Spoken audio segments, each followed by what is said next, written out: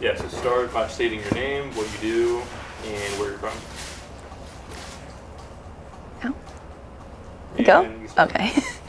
Okay, I'm Kat. I am the U.S. Branch Managing Director of People of Happiness, and I was born and raised in Tampa Bay. Oh, sweet. So, what does happiness mean to you? Happiness to me is being surrounded with the people I love and the people who make me grow more. So whether it's hanging out with friends, hanging out with family, or just supporting my friends at their shows and everything, that's what true happiness means to me. It's just seeing others do their passions and be happy as well. What are you passionate about? I'm really passionate about people, which is a little bit why this brand started. I just really want to help others. And of course, I'm passionate about fashion as well. Shopping is always a good thing, and just kind of combining everything. So being able to spread a positive message, but also having like really dope clothes, I think is really cool. Ask her about just what is People of Happiness, what do they do, what is it like? They have philanthropy efforts and stuff like that too. So what does People of Happiness do?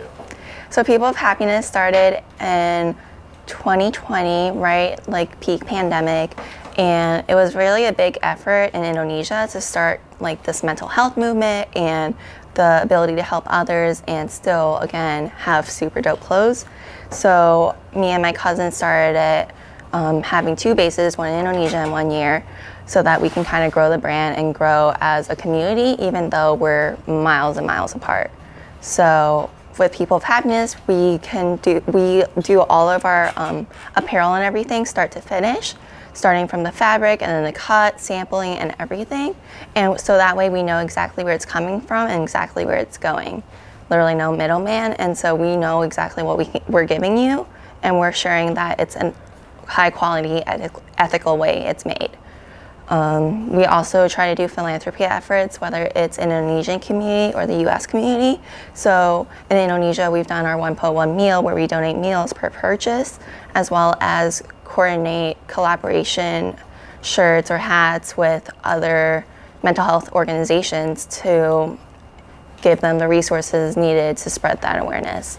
In the U.S., we'll do a lot of events such as charity work, charity markets, and really supporting the Asian American community and the youth of the community here.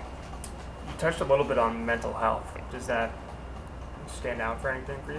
Yeah, just kind of, when you think of happy, you kind of think of like, oh my God, like you have to be smiling all the time, like butterflies and like rainbows and all that. And to me, that's not really happiness. So with mental health and the awareness of it all, we were able to put in some like the realness and talk about these issues that we're not really used to seeing. So we try to put it in like a digestible manner. So you might see our shirts and it might be super cute, super cool, but then there's a story behind it. There's a story about being yourself, being the best version of you, being okay with feelings, and so much more. What got you into this? Working with your cousin overseas? Honestly, she came here literally the week before the pandemic started, so we were kind of just stuck together, and we learned a lot about each other. I think one of the biggest things that stood out to her was just me like always wanting to converse with people at the grocery store. I guess that's not normal, but to me, like that always meant that it was making someone's day and making their shift go by just a little bit faster.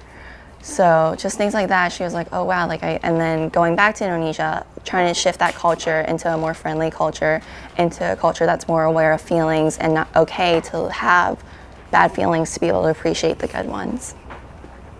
Okay, so talk to me about this collaboration. Okay, so People of Happiness and Cowboy by Takeo kind of started collaborating once we both kind of got into the scene. I've known Takeo for a while. He's from the area and just always admired his work. So to be able to do a collaboration like this is amazing for me, because he truly has that passion and that work, work ethic that I value as well with People of Happiness. So mainly this collaboration is, like he said, it's a cross-cultural collaboration. So we're taking ideas from both of our brands and kind of combining them into one. We're taking the happiness, the fun, the colorful things from People of Happiness, but we're also like combining the like raw, like street sketches and everything from Cowboy as well. So it's really exciting to be able to see both and kind of combine everything into one cohesive collection. Sweet. So like if you could really just zoom out and say, when I'm X years old, what's the one mark you want to leave on this planet? I think that for me personally, I just want to leave a mark, whether it's on one person or a bunch of people. I think that if it's something as much as, you know, allowing someone to kind of live a better life, that's enough for me.